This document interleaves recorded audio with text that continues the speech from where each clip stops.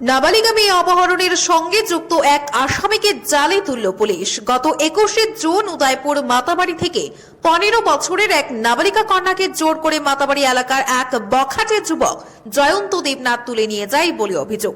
সেই দিন মেয়ের বাবা রাধাকিশোরপুর থানায় লিখিত অভিযোগ করে সঙ্গে সঙ্গে পুলিশ মেয়েটিকে উদ্ধারের জন্য মাঠে নেমে পড়ে 24 ঘন্টার মধ্যেই নাবালিকা কন্যাটিকে অমরপুর মহকুমা থেকে পুলিশ উদ্ধার করে পরিবারের হাতে তুলে দিলেও আসামি জয়ন্তকে জালে তুলতে পারেনি পুলিশ।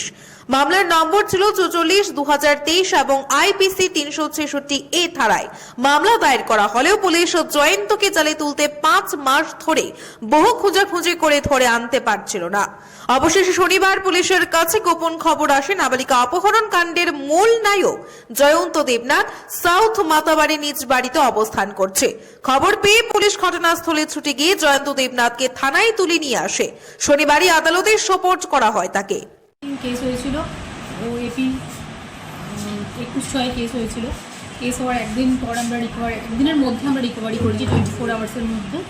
তো এখন এপিটা অ্যারেস্ট করেছে। কবে কেসটা হয়েছিল? 21/6/2023। ছেলের নাম? জয়ন্ত দেবনাথ। বয়স? 22। বাড়ি কোথায় এর? বাড়ি সাউথ মাতাবাড়ি। মেয়ের বয়স 15+। উদয়পুরেরই? মাতাবাড়িতে। ছেলেটা মাতার বাড়ি। রিকভার মেয়ে রিকভারি হয়েছিল অমরপুর। অমরপুর। ম্যাডাম কেস নাম্বারটা? Case number 44 2023। IPC 366A। Bureau report, Tripura news 8।